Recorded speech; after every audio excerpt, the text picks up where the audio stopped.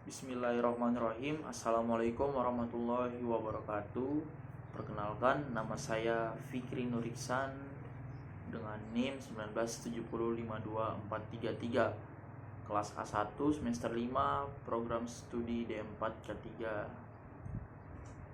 Izinkan saya untuk menyampaikan apa saja yang telah saya dapat selama mengikuti perkuliahan keselamatan konstruksi di semester 5 ini.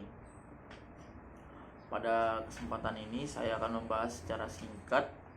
Yang pertama itu ada pertemuan menjelaskan tentang kontrak pembelajaran, yang mana kontrak pembelajaran tersebut menjelaskan poin-poin tentang tujuan pengajaran, tugas perkuliahan, sistem penilaian, pelaksanaan pembelajaran, persyaratan mengikuti perkuliahan, dan juga sanksi-sanksi jika melanggar persyaratan perkuliahan.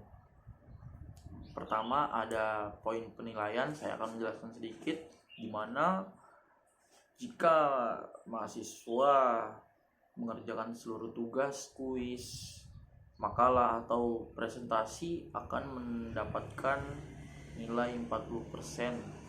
Dan yang kedua, jika mahasiswa mengikuti UTS akan mendapatkan nilai 20%. Dan yang ketiga, jika mahasiswa mengikuti nilai ujian akhir semester akan mendapatkan nilai 30%. Dan yang terakhir, jika mengikuti kepatuhan terhadap aturan akan mendapatkan nilai 10%. Ya, tujuan pembelajaran konstruksi yaitu memberikan pengertian dan pemahaman kepada mahasiswa tentang dasar-dasar penerapan keselamatan dan kesehatan kerja di bidang industri konstruksi. Yang kedua, memberikan pengertian dan pemahaman kepada mahasiswa tentang aktivitas sebelum, selama, dan setelah pekerjaan konstruksi berlangsung.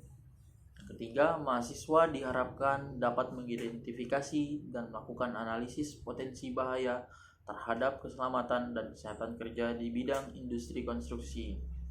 Yang keempat, mahasiswa diharapkan mampu melakukan tindak pencegahan dan meminimalkan risiko terhadap potensi bahaya dalam pelaksanaan industri konstruksi.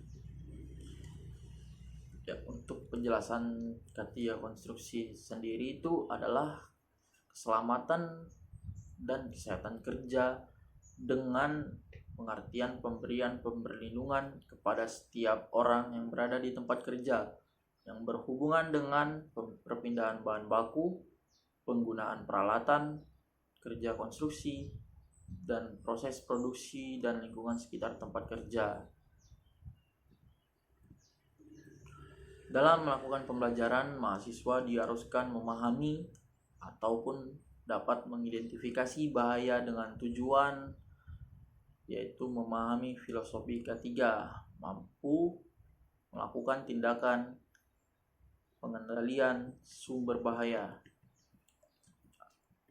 mampu mengidentifikasi sumber potensi bahaya di bidang konstruksi. Ada juga tujuan dari seorang safety K3 konstruksi itu. Yang pertama adalah mengamankan suatu sistem kegiatan atau pekerjaan konstruksi mulai dari input, proses maupun output. Selain itu, penerapan program safety juga diharapkan dapat meningkatkan kesejahteraan, well-being atau pekerjaan konstruksi. Baik, selanjutnya keselamatan konstruksi merupakan segala kegiatan keteknikan untuk mendukung pekerjaan konstruksi dalam mewujudkan pemenuhan standar keamanan, keselamatan, kesehatan tenaga kerja. Bedanya dengan K3 konstruksi ialah segala kegiatan untuk menjamin dan melindungi keselamatan dan kesehatan kerja dengan upaya pencegahan kecelakaan kerja atau penyakit akibat kerja yang biasa disebut peraturan mengenai keselamatan konstruksi. Telah diatur dalam peraturan Menteri Pekerjaan Umum dan Perumahan Rakyat Republik Indonesia nomor 21 tahun 2019 tentang tentang pedoman sistem manajemen konstruksi. Poin SMK 3 Sistem Manajemen Keselamatan dan Kesehatan Kerja adalah bagian dari sistem manajemen secara keseluruhan yang meliputi struktur organisasi, perencanaan, tanggung jawab, pelaksanaan, prosedur, dan sumber daya yang dibutuhkan bagi pengembangan, pencapaian, pengkajian, dan lain-lain. SMK 3 bidang konstruksi adalah SMK 3 pada sektor jasa konstruksi yang berhubungan dengan kepentingan umum masyarakat, antara lain pekerjaan konstruksi, jalan, jembatan, bangunan gedung, fasilitas umum, dan lain-lain. Ahli K3 konstruksi adalah ahli yang mempunyai kompetensi khusus di bidang K3 konstruksi, bidang pekerjaan umum dalam merencanakan, melaksanakan, dan mengevaluasi sistem manajemen K3 konstruksi sesuai pedoman di tempat penugasannya, bersertifikat ahli K3 konstruksi.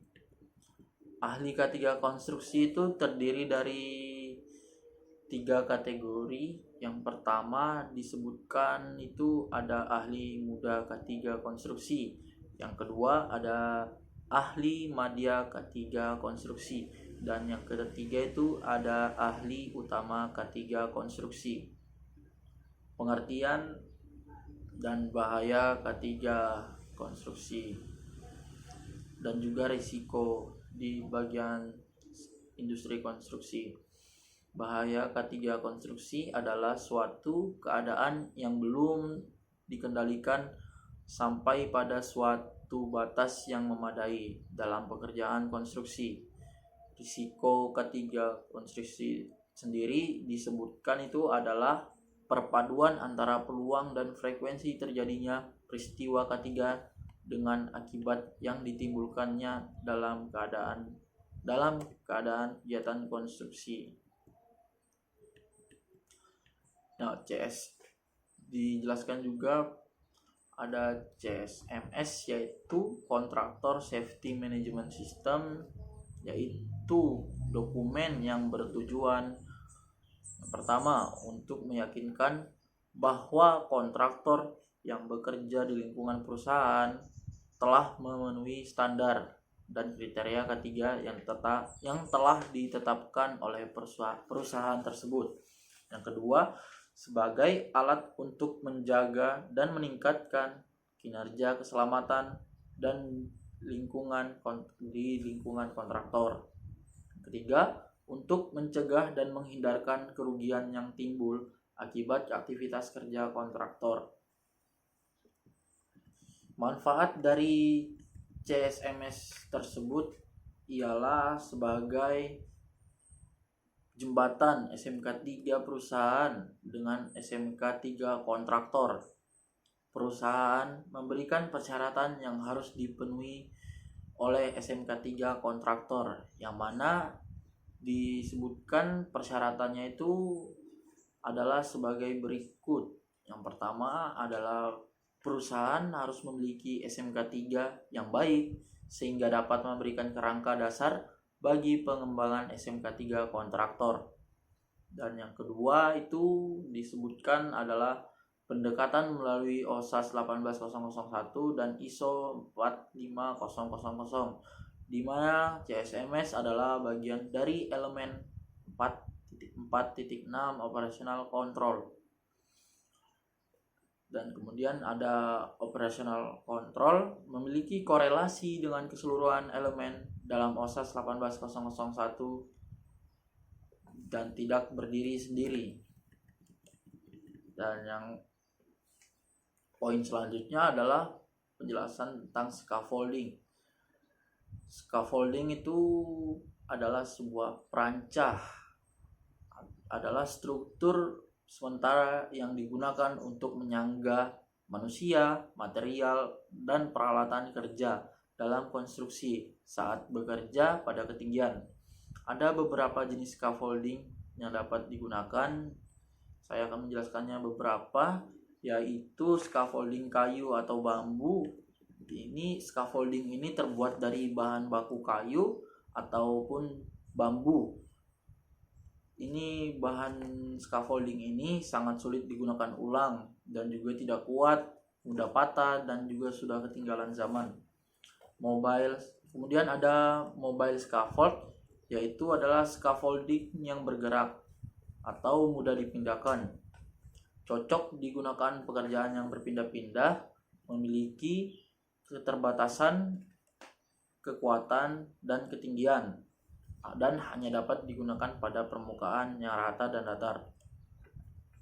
Kemudian ada bahaya yang berhubungan dengan pekerjaan atau mendirikan dan juga membongkar scaffolding, yaitu adalah terjatuh, tertimpa, tersengat listrik, dan kena runtuhannya scaffold tersebut.